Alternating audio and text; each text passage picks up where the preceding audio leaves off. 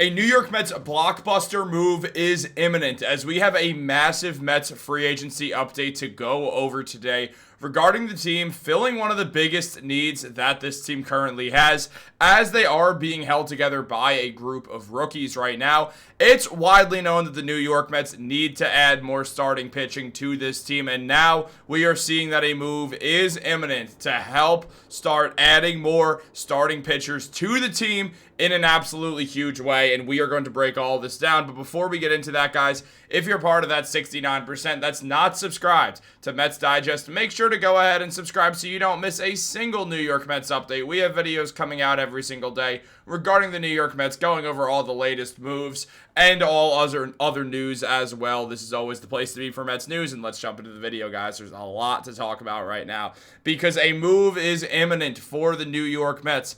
As we know, thus far through free agency, they haven't made a big splash. Very few teams have. The only team that's went out there and made a big splashy move thus far is the Toronto Blue Jays signing Dylan Cease, meaning that some pitchers will be going a bit earlier, and that is going to have a ripple effect going forwards regarding the other starting pitchers who are free agents as well. And with that, the New York Mets have found who they see as one of their guys moving forwards. Now, we know the Mets want to add multiple starting pitchers, but they found their first one in the most notable starting pitcher on the market right now, as multiple sources have been revealing that the Mets are favorites to sign Framber Valdez. It is expected that he will sign for 6 years and $200 million, according to Hector Gomez. Now, on top of that, Clutch Points did mention that, according to Baseball Savant, he ranked in the 91st percentile in fastball run value and the 97th percentile in ground ball percentage. So Valdez,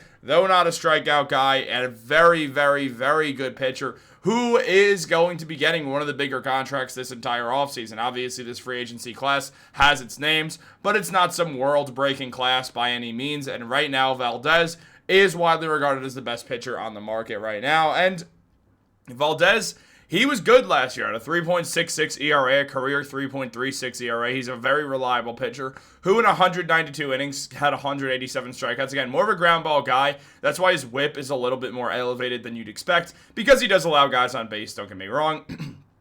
But at the same time, with the Mets also going out there and having between Semien and Lindor as your middle infielders, we know that a ground ball guy makes a ton of sense for the Mets. Also gives them a left-handed pitcher as well. And John Hyland did say the Mets have a very competitive offer to Framber Valdez. It is not the 6 years, $200 million that was reported by Hector Gomez, though. So, though reports are varying on the numbers regarding this, and I am checking Twitter as we speak, just because I do want to make sure that this move doesn't happen while I'm recording this video. But everything does point to ultimately Valdez signing with the New York Mets. Now, this is a surprise.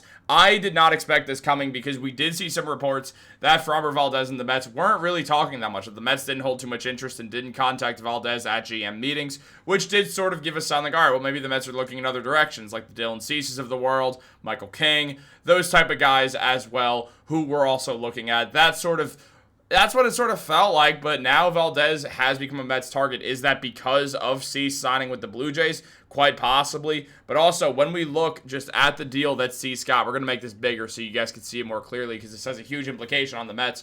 When we see Cease, who's getting an average annual value of $30 million per year on that 7-year, $210 million contract, many have called that somewhat of an overpay, but it does bring Cease and a reliable arm to a Blue Jays team throughout the prime of his career. So that deal makes sense, and it will be interesting to see if the price for Valdez goes up, because he's saying, well, if Dylan Cease is getting that, I should get this, which is very possibly what's going to be happening here over the next couple of weeks and days as well. Now, when we look at the top names, the top pitchers in this free agency this year, what we do see is guys like Valdez, Ranger Suarez, Michael King, Lucas Giolito, and Zach Gallen sort of rounding out that top group. Now, Gallen has struggled for a few years now, and Michael King has been injury-prone, but when he pitches, he is quite good. I kind of think he's the best pitcher on the market right now.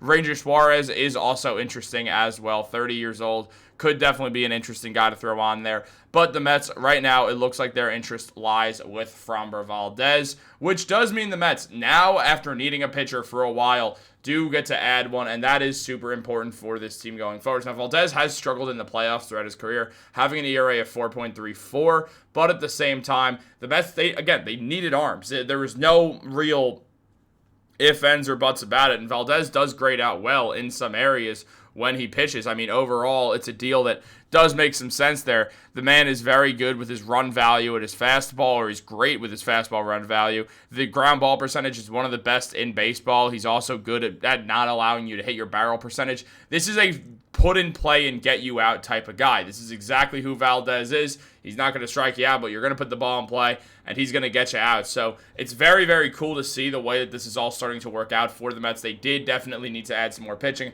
Right now, the Mets ace is Nolan McLean. And McLean, obviously great, looks like the future ace of this team. That's phenomenal. This is nothing against him. But outside of that, we also see a bunch of other pitchers who maybe are not as ready as McLean is. Now, he's ready. He will be in the rotation starting next season. Obviously, he might be their opening day starter. Now, on top of that, though, we start to look everywhere else, and we see two other rookies. I mean, Jonah Tong's one of them, and he had a 7.71 ERA in his games that he appeared in, so he doesn't appear ready. On top of that, there's a lot of questions about Kodai Senga and if he will be coming back to the Mets. There has been a lot of trade talk surrounding Senga right now as well. So this Mets pitching rotation, it's very up in the air right now, and they need to start collecting some arms and putting some guys together who could be helpful for this team overall. The Mets, they just desperately do need to add more pitching, and Valdez doesn't solve all their problems. Yeah, Framber Valdez is an excellent addition that I will be super happy about the Mets doing. At the same time, it doesn't mean, all right, good, the job's done, we got the pitcher we need. No, he's not an ace, and yeah, maybe McLean already is an ace, but are we really willing to risk that on a team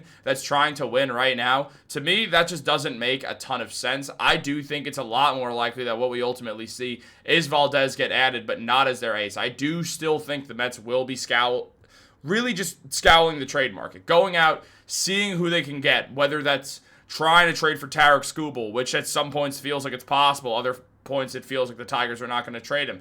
Is that going for Freddie Peralta? That makes a lot of sense, honestly. When we look at Peralta, when we look at his game, that's a move that I could see the Mets pulling off. First of all, Stearns has familiarity with Peralta back, being a guy who comes from Milwaukee.